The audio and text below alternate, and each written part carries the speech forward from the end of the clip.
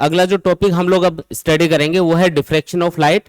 Diffraction of light को समझने से पहले हमको ये समझना पड़ेगा कि डिफ्रैक्शन का मतलब क्या है। डिफ्रैक्शन साउंड वेव्स का भी होता है, लाइट वेव्स का भी होता है ना, दोनों का होता है। तो डिफ्रैक्शन का मतलब क्या है? देखो, डिफ्रैक्शन का मतलब होता है किसी भी वेव का किसी भी ऑब्स्टेकल के किनारों से टकरा के बैंड होना। जब भी कोई वेव ट्रेवल करती है तो अगर सामने कोई ऑब्स्टेकल आ गया, कोई भी चीज आ गई, कोई ऑब्जेक्ट आ गया, तो जब वेव उससे जाके टकराएगी तो टकरा के बैंड होगी, और बैंड होने की इस फिनोमेना को ही हम क्या बोलते हैं? डिफ्रैक्शन ऑफ लाइट या डिफ्रैक्शन ऑफ साउंड बोला जाता है।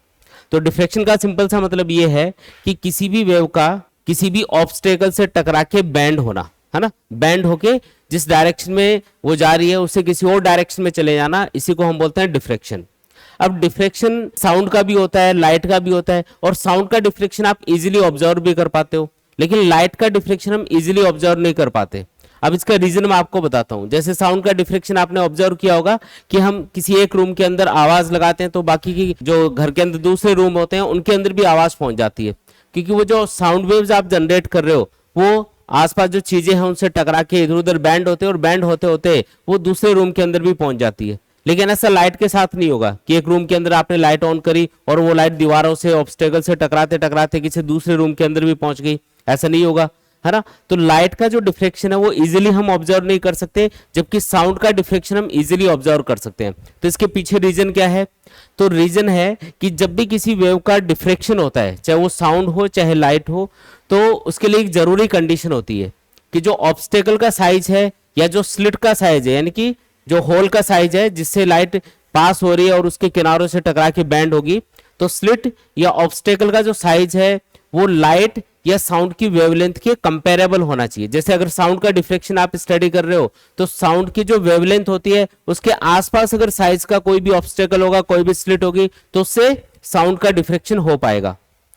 अगर ऑब्स्टेकल का साइज या स्लिट का साइज बड़ा है तो हम डिफ्रैक्शन को इजीली ऑब्जर्व नहीं कर पाते।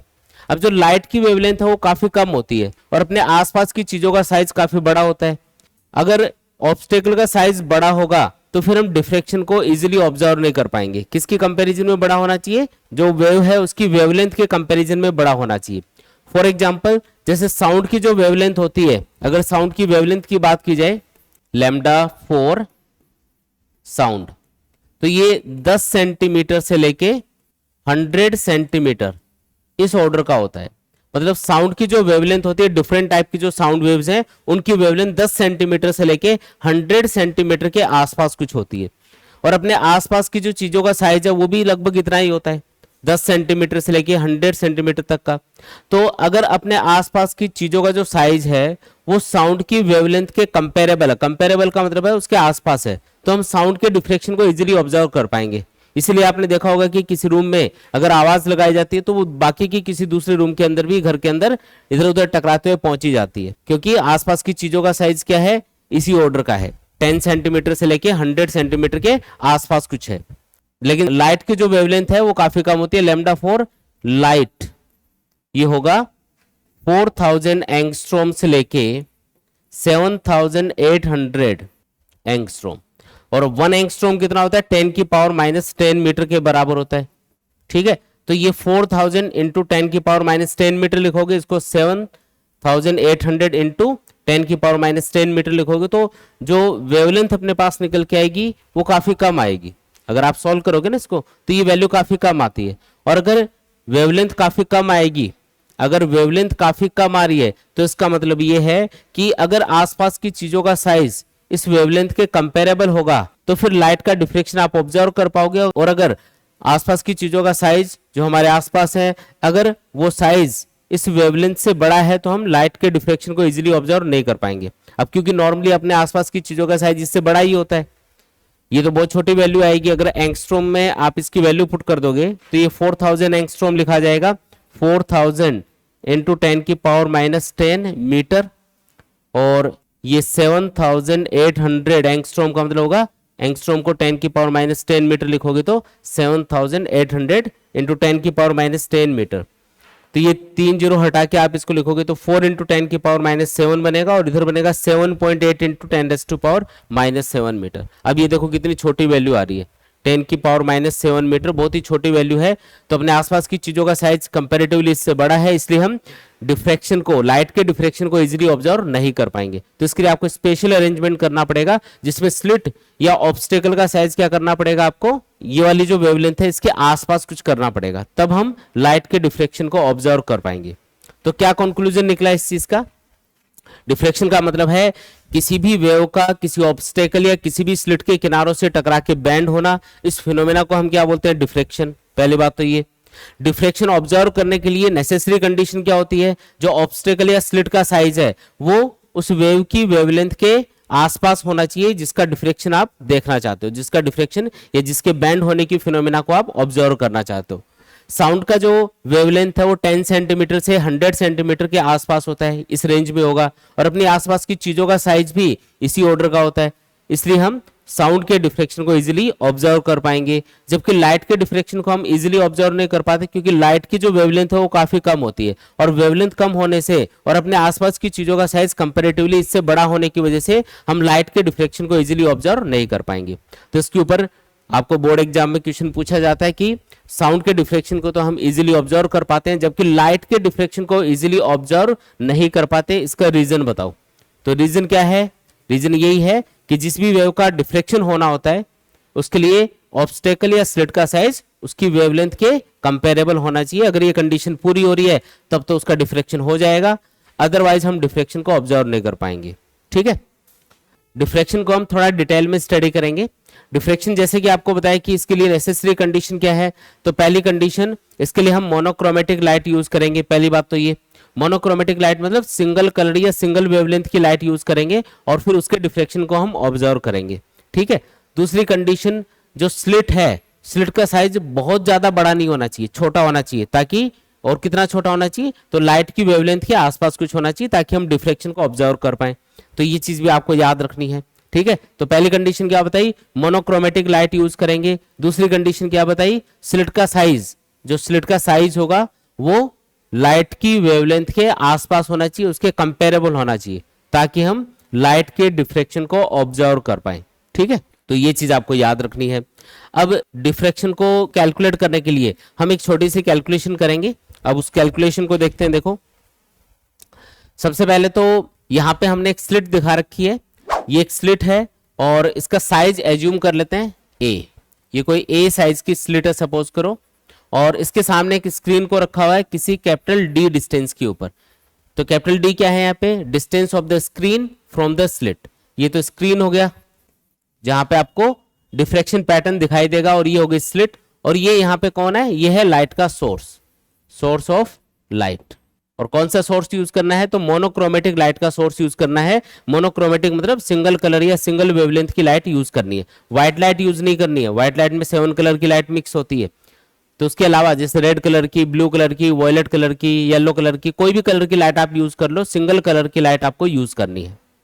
अब इसमें हम कुछ लेंस भी यूज करते हैं डिफ्रैक्शन को ऑब्जर्व करने के लिए क्लियरली। यहाँ पे एक लेंस रखा होता है, ये एक पहला लेंस है, और इसके बाद में यहाँ पे दूसरा लेंस रखा होता है। अब इन लेंसेज के काम क्या होते हैं? तो जो पहला लेंस है उसका काम है कि ये जो पॉइंट सोर्स है लाइट का, ये जो पॉइंट सोर्स है, ये जो स्फेरिकल वेव फ्रंट प्रोड्यूस करेगा उसको प्लेन वेव फ्रंट में कन्वर्ट करना।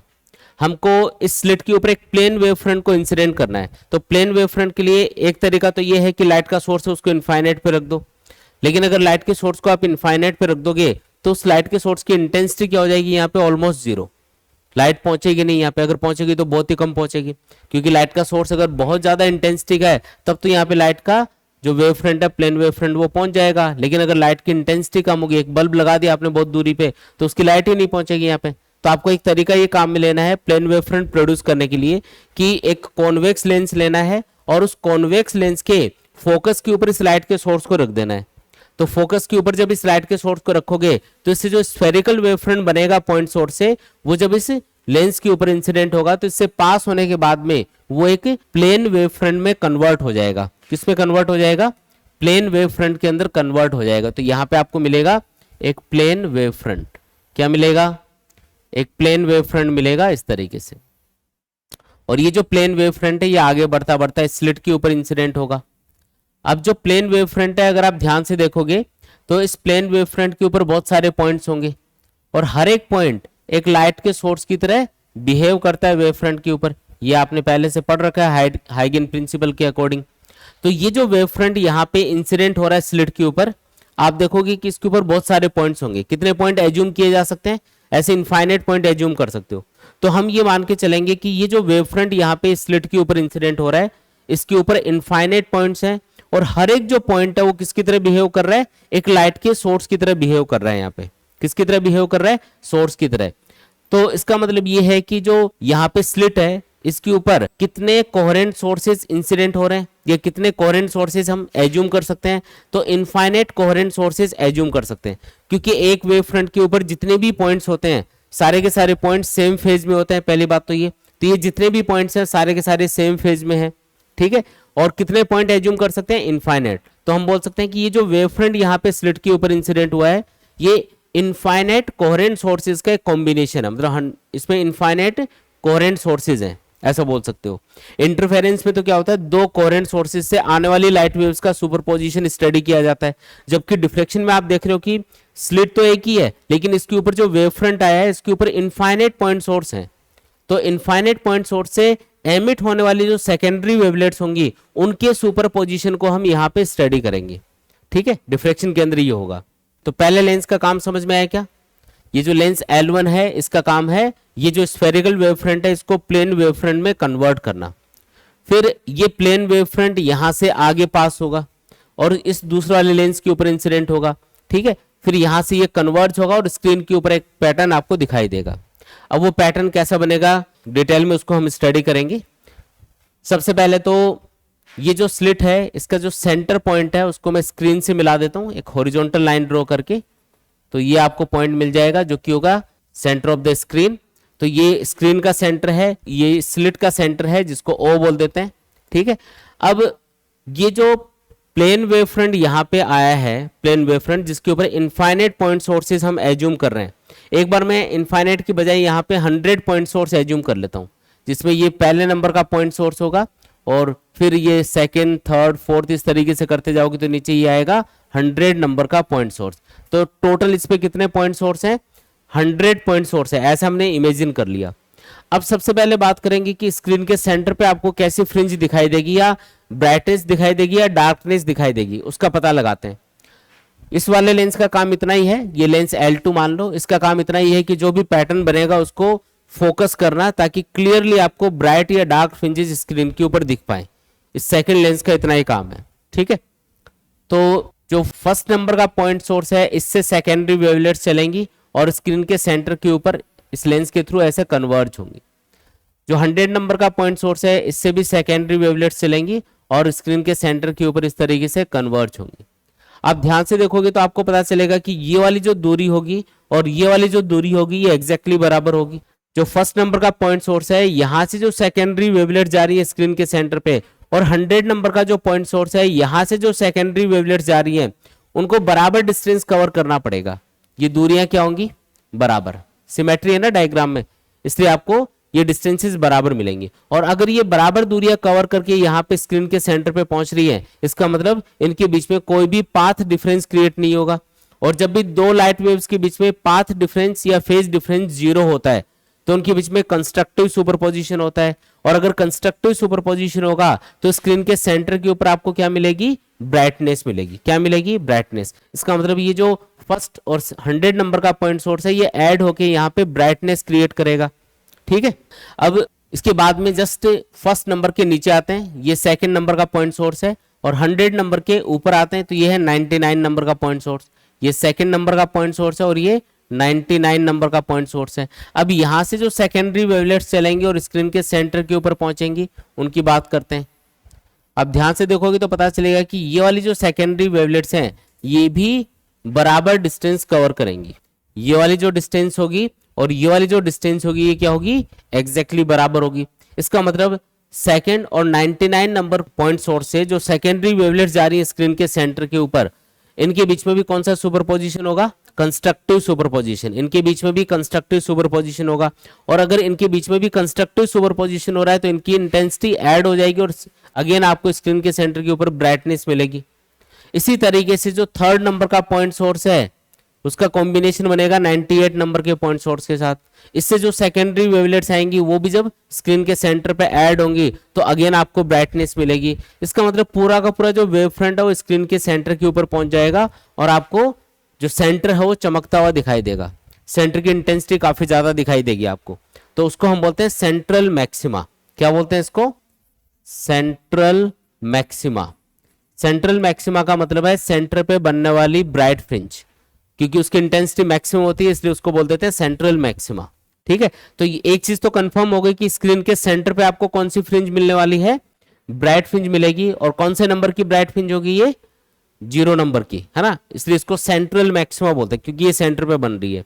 ठीक है, अब बात करते हैं कि स्क्रीन के सेंटर से किसी x डिस्टेंस पे मान लो कोई पॉइंट P है। अब ये जो पॉइंट P है यहां पे जो सेकेंडरी वेवलेट्स पहुंच रही होंगी इस वेवफ्रंट से, तो इस P पॉइंट के ऊपर आपको कैसी फ्रिंज मिलेगी? ये P पॉइंट मान लो x डिस्टेंस पे है स्क्रीन के सेंटर से। अब P पॉइंट की बात करेंगे। ठीक है, तो ये वाली चीज मैं हटा देता हूं। अब इसका काम हो चुका है, हमने समझ लिया कि स्क्रीन के सेंटर पे आपको कैसी फ्रिंज मिलेगी? ब्राइट फ्रिंज मिलेगी। ठीक है, अब ये वेव फ्रंट आया हुआ है इसके ऊपर, स्लिट के ऊपर, ये फर्स्ट नंबर का पॉइंट सोर्स है और यहाँ पे ये 100 नंबर का पॉइंट सोर्स है। ये सेंटर ऑफ द स्लिट हो गया ये, और ये स्लिट के सेंटर को स्क्रीन के सेंटर से ज्वाइन करने वाली लाइन हो गई। अब यहाँ पे एक लेंस एज्यूम कर लेते हैं। लेंस का काम क्या है? लेंस का काम इतना ही है कि स्क्रीन के ऊपर जो पैटर्न बनेगा उसको प्रॉपरली फोकस करके दिखाना। ये है लेंस L2।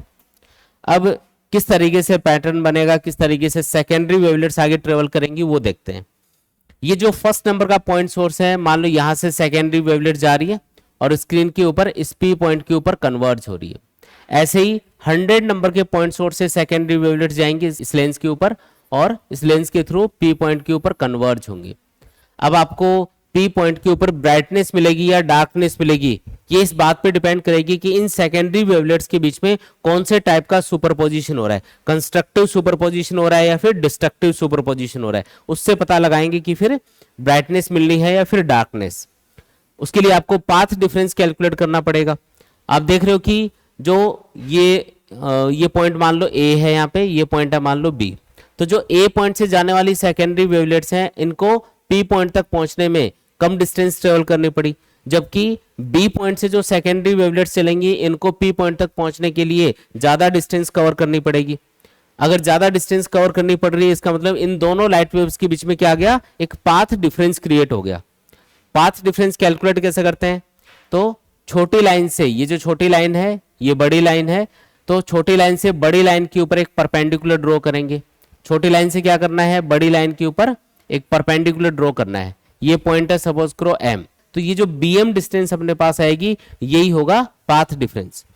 अगर दो लाइनों के बीच में स्मॉल एंगल है, जैसे आपको ये इंटरफेरेंस वाले टॉपिक में भी बताया था, जैसे ये छोटी लाइन है ये एक बड़ी लाइन है, अगर मुझे इन दोनों लाइनों का लेंथ का डिफरेंस फाइंड करना है तो छोटी लाइन से हम क्या करेंगे? बड़ी लाइन के ऊपर परपेंडिकुलर ड्रॉ करेंगे। ये परपेंडिकुलर जहां भी काटेगा इस बड़ी वाली लाइन को, इसके इधर वाले जो डिस्टेंसेस हैं ये वाली दोनों डिस्टेंसेस ये तो बराबर मान ली जाती हैं, और ये जो डिस्टेंस बच गई यही क्या है? इन दोनों लाइनों की लेंथ का डिफरेंस है। तो उसी तरीके से हमने क्या किया, ये छोटी लाइन है ये बड़ी लाइन है, इस तरीके से तो छोटी लाइन से बड़ी लाइन पे परपेंडिकुलर ड्रॉ किया। परपेंडिकुलर जहां भी बड़ी लाइन पे इंटरसेक्ट करेगा उसके इधर वाली जो डिस्टेंस है ये वाली, ये होगी पाथ डिफरेंस, और ये वाली डिस्टेंस और ये वाली डिस्टेंस अप्रोक्सीमेटली बराबर मानी जाएगी। ठीक है, इस तरीके से आपको सॉल्व करना होता है इसमें। ठीक है जी, अब ये जो BM है इसको हम क्या बोल रहे हैं? Path difference. तो पाथ डिफरेंस कितना आ गया यहाँ पे? ये आ गया BM के बराबर। अब ये BM कितना है ये कैलकुलेट करना पड़ेगा, तो इसके लिए हम एज्यूम कर लेते हैं कि ये वाला एंगल मान लो थीटा है, और ये जो स्लिट का साइज है ये कितना है? A के बराबर है। ये जो राइट एंगल ट्राइंगल है इसमें एंगल थीटा के सामने वाली साइड को हम क्या बोल सकते हैं? परपेंडिकुलर, और ये वाली साइड क्या होगी? हाइपोटेनियस। ये है परपेंडिकुलर, ये है हाइपोटेनियस। क्या रिलेशन होता है दोनों में? परपेंडिकुलर और हाइपोटेनियस में क्या रिलेशन होता है? Sine theta. तो साइन थीटा आएगा परपेंडिकुलर यानी कि BM डिवाइडेड बाई हाइपोटेनियस यानी कि स्मॉल a। तो BM यानी कि पाथ डिफरेंस अपने पास क्या आ गया? A साइन थीटा के बराबर आ गया। अब ये जो पाथ डिफरेंस अपने पास आया है, अगर ये कंस्ट्रक्टिव सुपरपोजिशन के अकॉर्डिंग होगा तो तो आपको यहाँ पे P पॉइंट के ऊपर ब्राइटनेस मिलेगी, और अगर डिस्ट्रक्टिव सुपरपोजिशन के अकॉर्डिंग सेट हो गया तो फिर आपको P पॉइंट के ऊपर डार्कनेस मिलेगी। ठीक है, अभी जो पाथ डिफरेंस अपने पास आया वो कितना आया, a sin थीटा के बराबर आ गया। अब हमको ये पता लगाना है कि P पॉइंट के ऊपर आपको ब्राइटनेस मिलेगी या फिर डार्कनेस मिलेगी।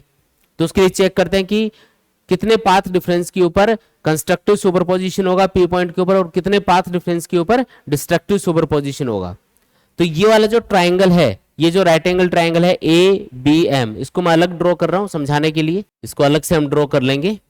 ये पॉइंट है A, ये पॉइंट है B, और A और B पॉइंट से जो सेकेंडरी वेवलेट्स जा रही हैं उनको हम ड्रॉ कर देते हैं। फिर A पॉइंट से हमने इस बड़ी वाली लाइन के ऊपर परपेंडिकुलर ड्रॉ किया है, ये पॉइंट आ गया M।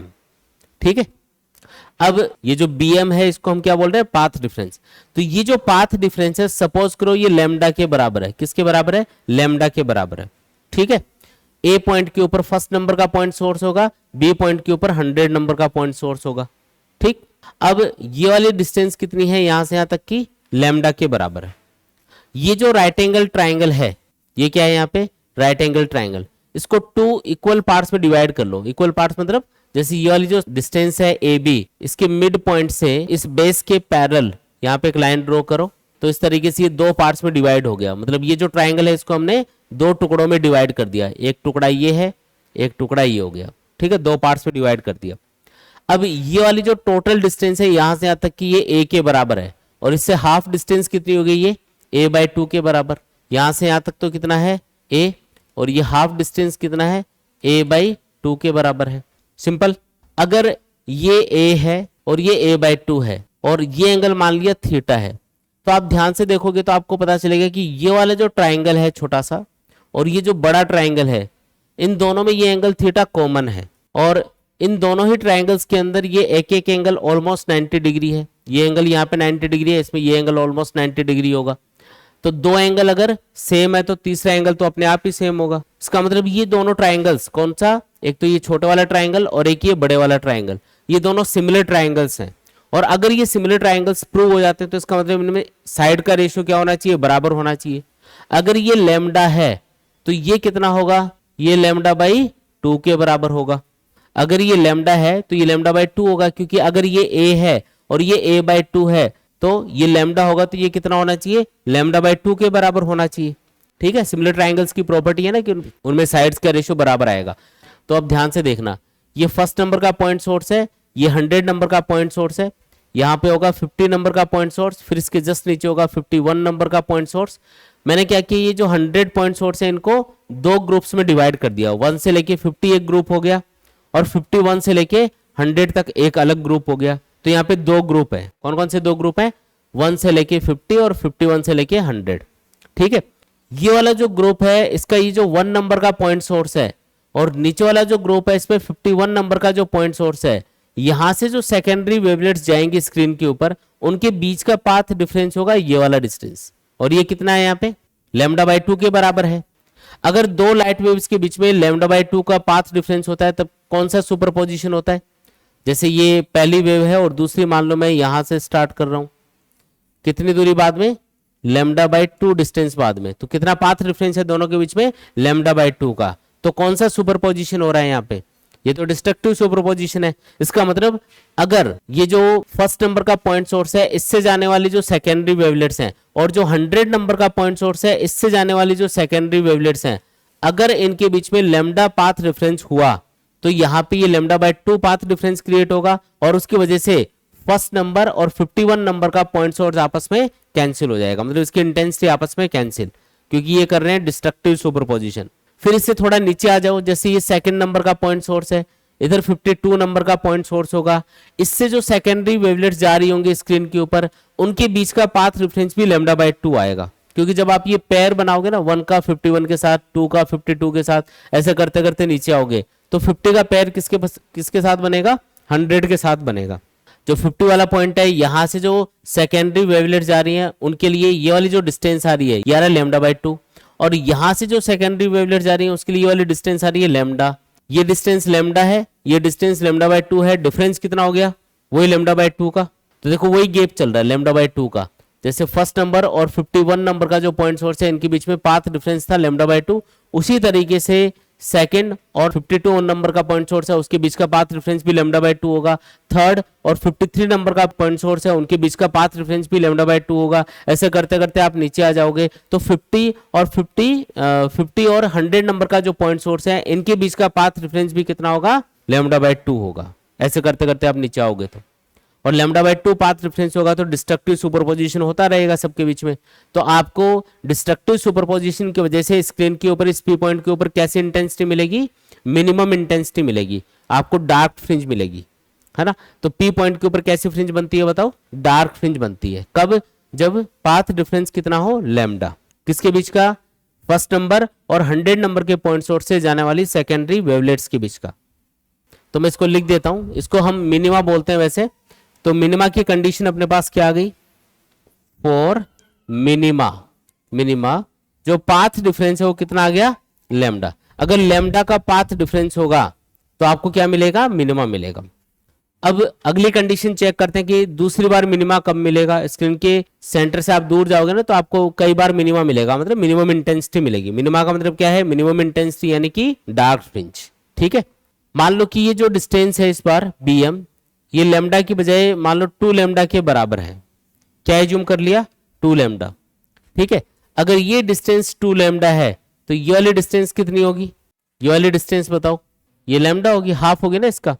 फिर ये जो ऊपर वाला ट्राइंगल है इसके अगेन 2 पार्ट्स कर दो, ये लैम्डा है तो ये कितना होगा, लैम्डा बाय 2, और नीचे वाला ये जो बचा हुआ ट्राइंगल है इसके भी 2 पार्ट्स कर दो तो ये होगा 3 लैम्डा बाय 2। ये डिस्टेंस इस तरीके से रहेंगी, ये लैम्डा बाय 2, ये लैम्डा, ये 3 लैम्डा बाय 2 और ये 2 लैम्डा। अब ये जो 1 से लेके 100 नंबर तक 100 पॉइंट सोर्स थे, इसके हम 4 ग्रुप करेंगे। 1 से लेके 25 एक ग्रुप हो गया, फिर 26 से लेके 50 दूसरा ग्रुप हो गया, फिर 51 से लेके 75 तीसरा ग्रुप हो गया, फिर 76 से लेके 100 तक ये फोर्थ ग्रुप हो गया। कितने ग्रुप हो गए ऐसे, 4 ग्रुप हो गए। अब ये जो फर्स्ट ग्रुप है और ये जो सेकंड ग्रुप है, यहां से जो सेकेंडरी वेवलेट जा रही होंगी स्क्रीन के ऊपर, उनके बीच में पाथ डिफरेंस देखो कितना है, कितना है बताओ, लैम्डा बाय 2। और लैम्डा बाय 2 पाथ डिफरेंस जब भी होता है तो कौन सा सुपरपोजिशन होगा, डिस्ट्रक्टिव, तो कैंसिल आपस में।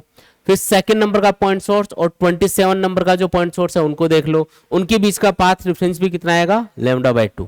ऐसे ही ग्रुप बनता जाएगा और लास्ट में 25 का ग्रुप बनेगा 50 के साथ, डिफरेंस वही लैम्डा बाय 2 का चल रहा है इनके बीच में। इसका मतलब इनके बीच में क्या होगा, डिस्ट्रक्टिव सुपरपोजिशन। तो पहला वाला जो ग्रुप है वो सेकंड वाले ग्रुप को कंप्लीटली कैंसिल कर देगा तो जीरो इंटेंसिटी मिलेगी। ऐसे ही जो थर्ड ग्रुप है वो फोर्थ वाले ग्रुप के साथ कैंसिल होगा, क्योंकि ये जो 51 नंबर का पॉइंट सोर्स है उसके लिए ये वाली जो डिस्टेंस है ये लैम्डा है, और ये जो 76 नंबर का पॉइंट सोर्स है दूसरे वाले ग्रुप में, उसके लिए ये वाला डिस्टेंस है 3 लैम्डा बाय 2, और इनके बीच का डिफरेंस कितना है, वही लैम्डा बाय 2 का डिफरेंस है। और जब भी लैम्डा बाय 2 का पाथ डिफरेंस होगा तो हमेशा डिस्ट्रक्टिव सुपरपोजिशन होगा।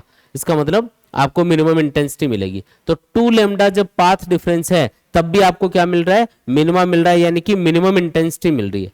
तो लैम्डा पाथ डिफरेंस हो या 2 लैम्डा पाथ डिफरेंस हो, अगली कंडीशन क्या होगी, यहाँ पे 3 लैम्डा रखोगे तो इसको ट्राइंगल को 6 पार्ट्स में डिवाइड कर दो। 6 पार्ट्स में से पहले 2 पार्ट आपस में कैंसिल, फिर अगले 2 पार्ट आपस में कैंसिल, और लास्ट वाले 2 पार्ट भी आपस में कैंसिल।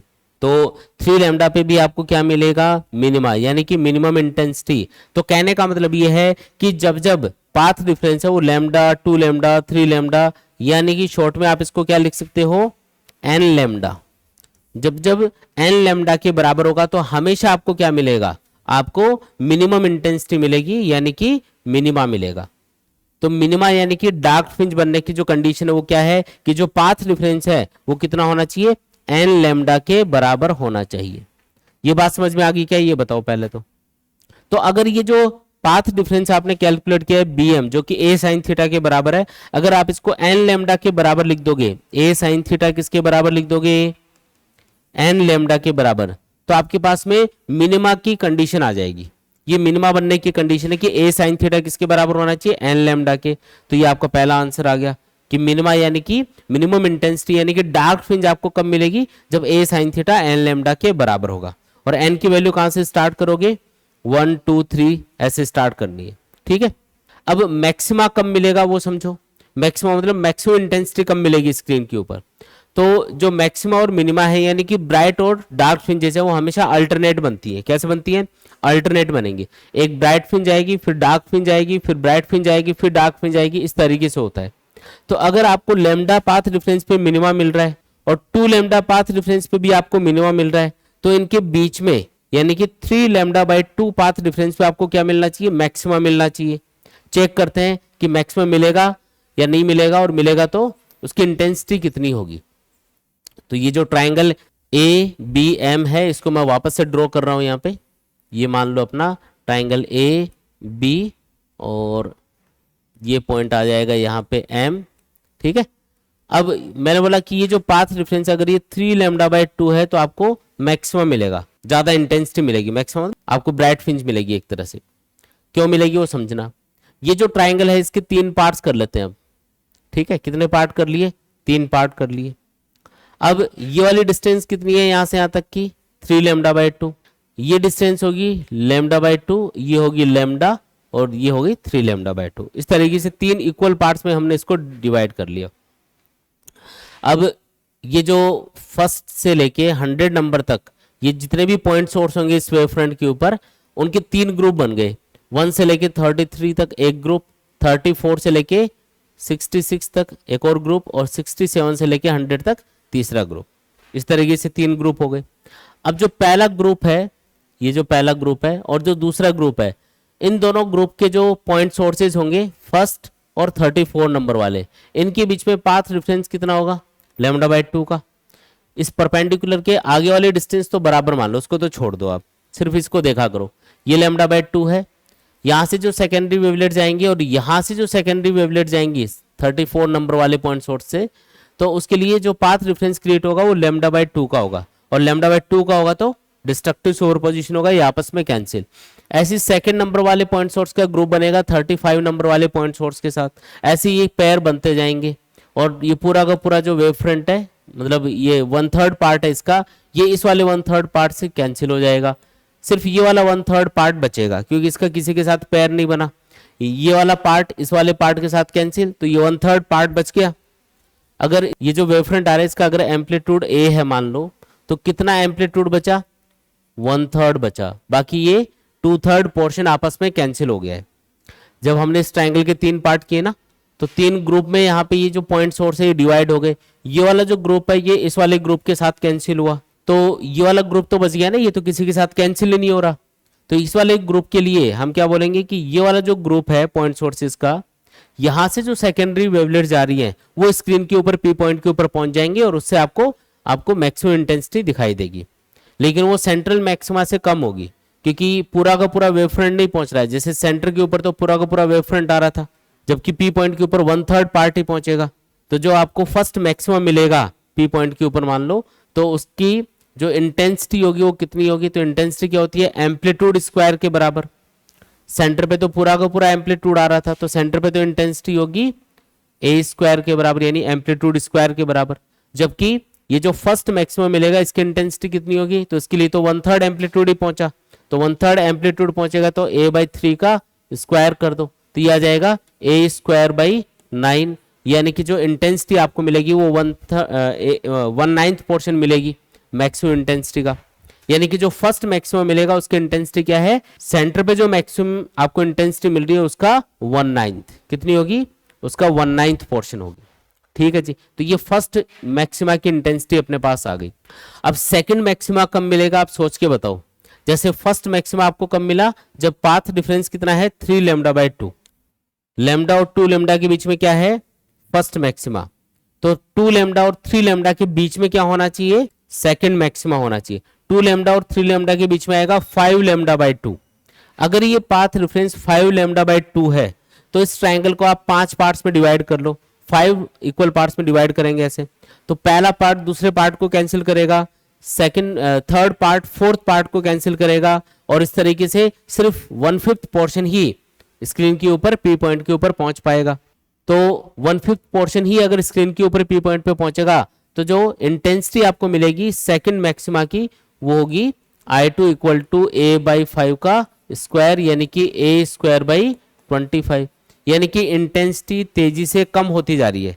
सेंटर पे इंटेंसिटी कितनी, I equal to A square, इसको आई नोट बोल देते हैं। तो इसकी कंपैरिजन में जो फर्स्ट मैक्सिमा है उसकी इंटेंसिटी होगी ए स्क्वायर बाय 9, 9 टाइम्स कम हो गई। सेकंड मैक्सिमा की इंटेंसिटी ए स्क्वायर बाय 25, यानी कि 25 टाइम्स कम हो गई सीधी। तो इस तरीके से क्या होती जा रही है, तेजी से डिक्रीज होती जा रही है। ठीक है, तो हमको ये समझ में आया कि फॉर मैक्सिमा जो कंडीशन है वो ये होगी कि जो पाथ डिफरेंस होना चाहिए या तो 3 लैम्डा बाई 2 या 5 लैम्डा बाई 2, और अगली कंडीशन क्या आएगी, तो 3 लैम्डा और 4 लैम्डा के बीच में यानी कि 7 लैम्डा बाई 2। तो ऐसे जब भी पाथ डिफरेंस होगा तो हमेशा आपको मैक्सिमम मिलेगा। ठीक है, शॉर्ट में एक फॉर्मूला बना लो इसका, पाथ डिफरेंस हो जाएगा 2n + 1 लैम्डा बाई 2, और n की वैल्यू वही आपको 1 से स्टार्ट करनी है, 1 2 3। तो आपको जो सेकेंडरी मैक्सिमा होंगे, सेकेंडरी मैक्सिमा मतलब सेंट्रल मैक्सिमा के बाद में जो मैक्सिमा बनेंगे उनको हम सेकेंडरी मैक्सिमा बोल रहे हैं, तो उनकी आपको कंडीशंस मिलती जाएंगी। अब जो पाथ डिफरेंस आपने कैलकुलेट किया है a sin थीटा, अगर वो इनमें से किसी भी पाथ डिफरेंस के बराबर हुआ तो आपको मैक्सिमम मिलेगा। यानी कि अगर वो 2n + 1 लैम्डा बाई 2 के बराबर हुआ, जो पाथ डिफरेंस आपने कैलकुलेट किया है अगर वो बराबर हुआ किसके, 2n + 1 लैम्डा बाई 2 के, तो आपको क्या मिलेगा, आपको मैक्सिमा मिलेगा। तो मैक्सिमा की कंडीशन क्या आ गई, a sin थीटा किसके बराबर होना चाहिए, 2n + 1 लैम्डा बाई 2 के बराबर होना चाहिए। तो ये तो है मिनिमा की कंडीशन, है ना। मिनिमा के लिए क्या होना चाहिए, a sin थीटा बराबर होना चाहिए n लैम्डा के, और मैक्सिमा के लिए क्या होना चाहिए, 2n + 1 लैम्डा बाई 2 के बराबर a sin थीटा, तो आपको मिलेगा मैक्सिमा। आपको एग्जाम में ये वाला डायग्राम बना के नहीं बताना है, आपको तो सिंपल ये बताना है कि जब हम path difference lambda 2 lambda 3 lambda लेते हैं तो जो वेव फ्रंट है उसके इक्वल पार्ट्स बन जाते हैं और उससे फिर वो आपस में कैंसिल हो जाते हैं और आपको मिनिमम इंटेंसिटी मिलती है, इसलिए इनके ऊपर आपको मिनिमम मिलेगा और a sin theta n lambda के बराबर होगा तो आपको मिनिमम मिल रहा होगा। और इसी तरीके से जब a sin theta 2n + 1 lambda by 2 के बराबर होगा तो आपको मैक्सिमम इंटेंसिटी मिल रही होगी। ये आपको बताना है डिटेल में, आया समझ में ये। अब और क्या पूछा जाएगा इसके अंदर, इसके अंदर एक चीज और पूछी जाती है कि जो सेंट्रल मैक्सिमा आपको यहां पे मिलता है उसकी विड्थ कितनी होगी। क्या पूछा जाएगा, width of the central maxima. ये कैसे कैलकुलेट करेंगे, तो सेंट्रल मैक्सिमा आपको कब तक मिलेगा, यानी सेंटर पे ब्राइटनेस कब तक मिलेगी, जब तक आपको फर्स्ट मिनिमा नहीं मिल जाता, क्योंकि सेंटर पे ब्राइटनेस है और ये ब्राइटनेस कब तक है, जब तक आपको फर्स्ट टाइम मिनिमम इंटेंसिटी नहीं मिलती तब तक ब्राइटनेस रहेगी सेंटर पे। तो फर्स्ट मिनिमा कहां पे मिलता है, तो फर्स्ट मिनिमा की कंडीशन देखो यहां से, a sin थीटा जब n लैम्डा के बराबर होता है तो आपको मिनिमा मिलता है। फर्स्ट मिनिमा के लिए क्या करना पड़ेगा, n की वैल्यू 1 पुट करनी पड़ेगी फॉर फर्स्ट मिनिमा, n की वैल्यू क्या लेंगे 1। अगर n की वैल्यू 1 पुट करोगे तो बताओ क्या आएगा, a sin थीटा = लैम्डा। अब यहां पे जो भी एंगल्स बनते हैं सब स्मॉल बनते हैं, स्मॉल एंगल्स के लिए हम साइन थीटा को tan थीटा भी लिख सकते हैं, तो साइन थीटा को मैंने tan थीटा लिख दिया। अब ऐसा क्यों किया है वो समझो, यहाँ पे मैं फॉर्मूले के अंदर x और इस कैपिटल D को लेके आऊंगा इसलिए मैंने ऐसा किया है। कैसे लेके आना वो ध्यान से समझना। देखो यहाँ पे एक काम करते हैं, सबसे पहले तो ये जो स्लिट का सेंटर पॉइंट है इसको P पॉइंट से ज्वाइन करते हैं, ऐसे मिला दिया इसको, ठीक है। और आपको पता है कि अगर यहाँ पे एंगल थीटा बनता है तो ये जो हॉरिजॉन्टल लाइन होती है जो स्लिट के सेंटर और स्क्रीन के सेंटर को ज्वाइन करती है, उसका इस वाली लाइन से बनने वाला एंगल भी इसी एंगल थीटा के बराबर होता है। ये हमने इंटरफेरेंस वाले टॉपिक में भी देखा था और यहाँ पे भी आप इसको याद रखो कि ये वाला एंगल अगर थीटा है तो ये वाला एंगल भी क्या आएगा, थीटा के बराबर आएगा।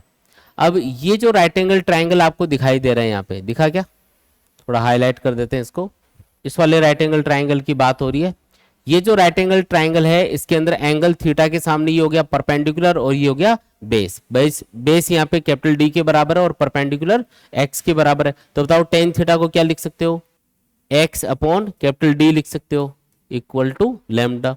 तो यहाँ पे हमको फाइंड क्या करना है, ये एक्स फाइंड करना है कि कहाँ पे आपको मिनिमा मिल रहा है। तो एक्स की वैल्यू क्या आएगी, डी लैम्डा अपॉन ए के बराबर आएगी।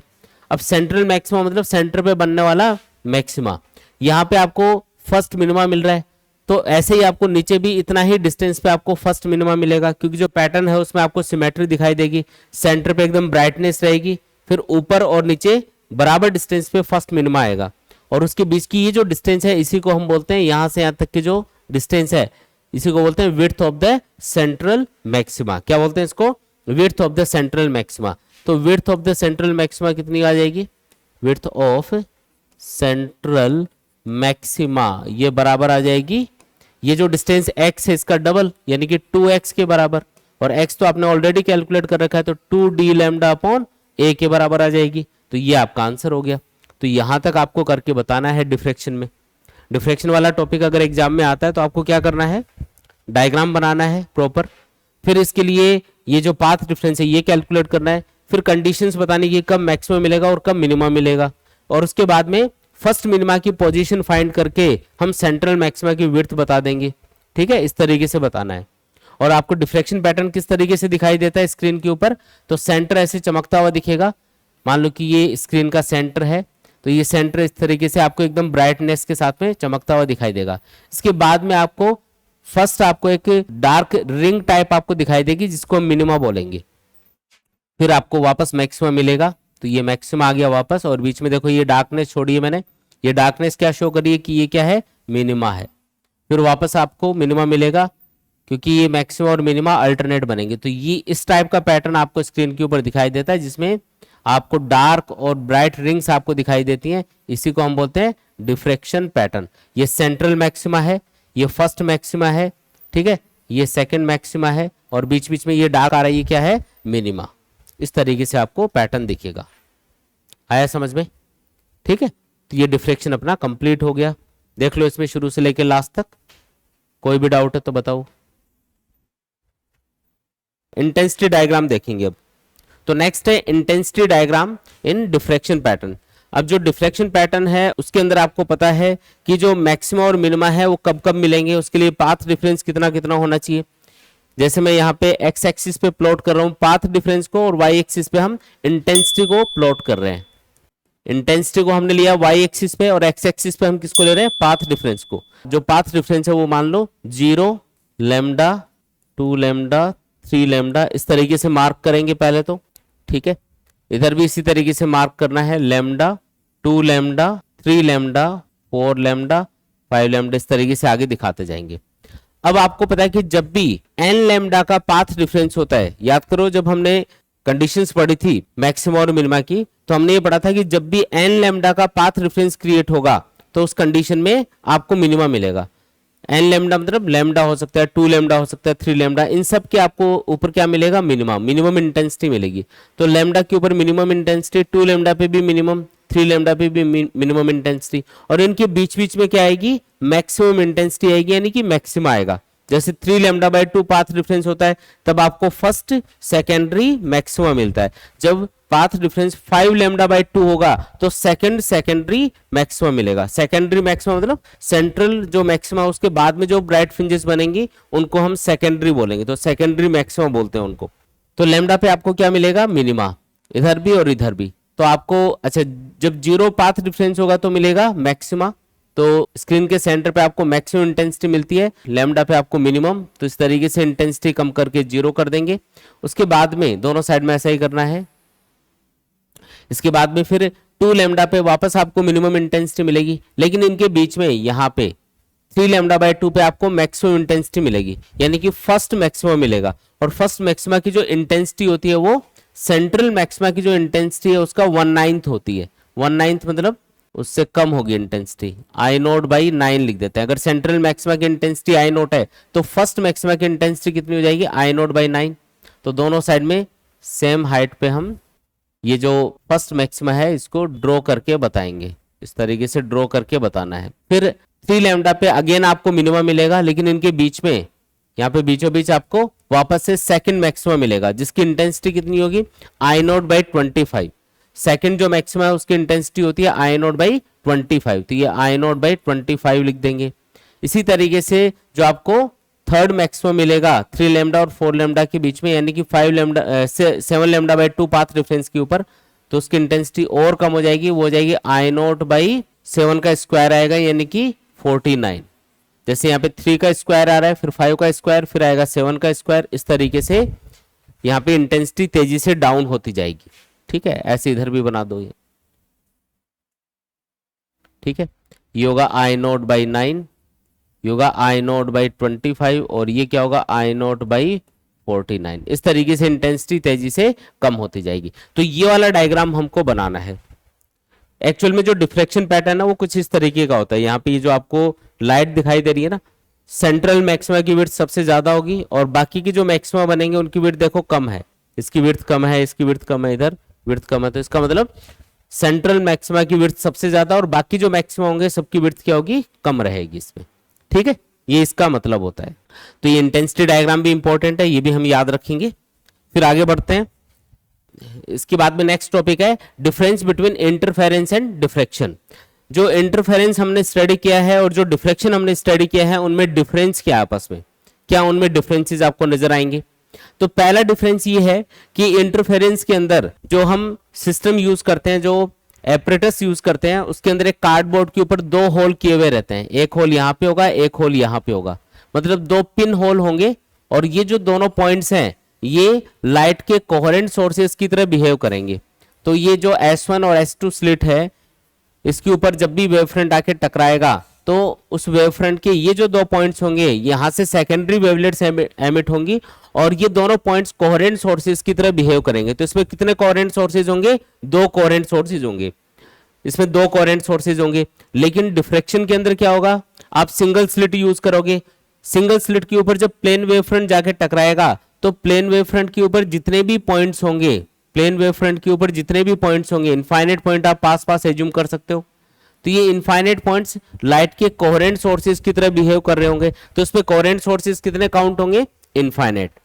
स्लिट सिंगल है यहाँ पे, लेकिन स्लिट का साइज बड़ा होने की वजह से यहाँ पे जब भी प्लेन वेवफ्रंट आके टकराएगा इस स्लिट के ऊपर तो उस वेवफ्रंट के ऊपर जितने भी पॉइंट्स होंगे हर एक पॉइंट एक सोर्स की तरह काम करेगा। तो इसमें कितने पॉइंट सोर्स काउंट होंगे बताओ, इसमें इनफाइनाइट होंगे। इसमें कितने कोहेरेंट सोर्सेज होंगे, टू कोहेरेंट सोर्सेज। ठीक है, तो पहला डिफरेंस क्या हो गया, इसमें टू कोहेरेंट सोर्सेज होंगे और इसके अंदर क्या होगा, इनफाइनाइट कोहेरेंट सोर्सेज काउंट होंगे। तो यहाँ पे इनफाइनाइट कोहेरेंट सोर्सेज से आने वाली जो सेकेंडरी वेवलेट्स हैं उनका सुपरपोजिशन स्टडी किया जा रहा है और यहाँ पे दो कोहेरेंट सोर्सेज से आने वाली सेकेंडरी वेवलेट्स के सुपरपोजिशन को स्टडी कर रहे हो। तो ये बेसिक डिफरेंस हो गया दोनों के अंदर। दूसरा डिफरेंस ये है कि इंटरफेरेंस के अंदर जितनी भी फ्रिंजेस बनती हैं सबकी विड्थ बराबर होती है, चाहे वो ब्राइट फ्रिंजेज हो या डार्क फ्रिंजेज हो, सबकी विड्थ क्या होगी, बराबर। Width of the bright and dark fringes are equal. ठीक है, जितनी भी ब्राइट या डार्क फ्रिंजेस बनेंगे सबकी विड्थ क्या होगी, इक्वल होगी। फॉर्मूला है ना इसका, beta equal to D lambda upon small D, याद है ना। तो जितनी भी ब्राइट फ्रिंजेज होती है, जितनी भी डार्क फ्रिंजेज होते हैं, सबकी विड्थ बराबर होती है। जबकि डिफ्रेक्शन के अंदर जो सेंट्रल मैक्सिमा है उसकी विड्थ सबसे ज्यादा होगी और बाकी जो मैक्सिमा होंगे उनकी विड्थ कम होगी। तो मतलब जितनी भी ब्राइट फ्रिंजेज हैं उनकी विड्थ क्या है, अनइक्वल है। ठीक है, सेंट्रल मैक्सिमा ज्यादा विड्थ का और बाकी फ्रिंजेस कम विड्थ की हैं। तो width of the bright fringes लिख देते हैं इसको, जिनको हम क्या बोलते हैं, मैक्सिमा इज अनइक्वल। ये भी एक डिफरेंस हो गया इनके बीच में। ठीक है, और तीसरा डिफरेंस ये है कि इंटरफेरेंस के अंदर जितनी भी ब्राइट फ्रिंजेस बनती है सबकी इंटेंसिटी बराबर होती है, जबकि डिफ्रेक्शन के अंदर जो सेंट्रल मैक्सिमा है वो आपको सबसे ज्यादा चमकता हुआ दिखेगा और बाकी की जो मैक्सिमा होंगे, जो सेकेंडरी मैक्सिमा होते हैं, फर्स्ट सेकंड थर्ड, उनकी इंटेंसिटी हमेशा कम होती जाएगी, तेजी से कम होती जाएगी। तो यहाँ पे जितनी भी ब्राइट फ्रिंजेस है सबकी इंटेंसिटी बराबर, all bright fringes have equal intensity. जबकि जो डिफ्रेक्शन है उसके अंदर क्या होगा, जो सेंट्रल मैक्सिमा है उसकी विड्थ ज्यादा होती है और इंटेंसिटी भी ज्यादा होती है। तो intensity of central maxima is higher than secondary maxima. Intensity of central maxima is greater than secondary maximas. ठीक है, तो ये तीन मेजर डिफरेंस है जो आपको याद रखने हैं। क्या क्या डिफरेंस बताए, पहला डिफरेंस इंटरफेरेंस के अंदर सिर्फ दो कोहेरेंट सोर्सेज होंगे, डिफ्रेक्शन के अंदर इनफाइनाइट कोहेरेंट सोर्सेज होंगे।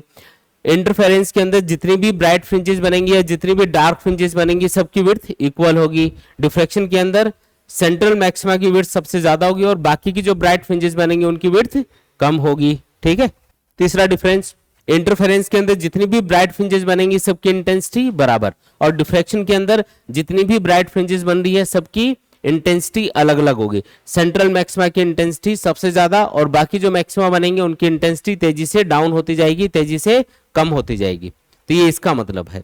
ठीक है, देख लो इसमें कोई डाउट है तो बताओ। आगे बढ़ते हैं। देखो फिर आपको एक क्वेश्चन दिया हुआ है डिफ्रैक्शन के ऊपर। How does the angular separation between the fringes in single slit diffraction experiment change when the distance of the separation between the slit and the screen is doubled. देखो जो डिफ्रैक्शन पैटर्न है उसके अंदर जो angular separation होता है, angular separation, इसका formula होता है लैम्डा अपॉन ए के बराबर। इसका फॉर्मूला होता है लैम्डा अपॉन ए। अब आप खुद बताओ कि इसमें जो स्क्रीन और स्लिट के बीच का जो डिस्टेंस है कैपिटल डी, वो आ रहा है क्या फॉर्मूले के अंदर? वो तो फॉर्मूले में आ ही नहीं रहा है। अगर वो फॉर्मूले में नहीं आ रहा है इसका मतलब कैपिटल डी को आप कितना भी चेंज करो, यानी कि स्लिट और स्क्रीन के बीच का डिस्टेंस कितना भी चेंज करो, चाहे उसको आप कम करो या ज्यादा करो, उससे कोई फर्क नहीं पड़ना। डी के चेंज होने से जो एंगुलर सेपरेशन है उसके ऊपर कोई फर्क नहीं पड़ता। एंगुलर सेपरेशन तभी चेंज होगा जब या तो आप लाइट की वेवलेंथ चेंज करो या जो स्लिट यूज कर रहे हो उसका विड्थ चेंज करो, तभी उसके ऊपर फर्क पड़ेगा। बाकी कैपिटल डी के चेंज होने से कोई फर्क नहीं पड़ता। मतलब स्क्रीन को आप चाहे स्लिट के पास लेके आओ या दूर लेके जाओ, जो एंगुलर सेपरेशन होगा वो हमेशा कांस्टेंट रहेगा, कोई फर्क नहीं पड़ता उसके ऊपर।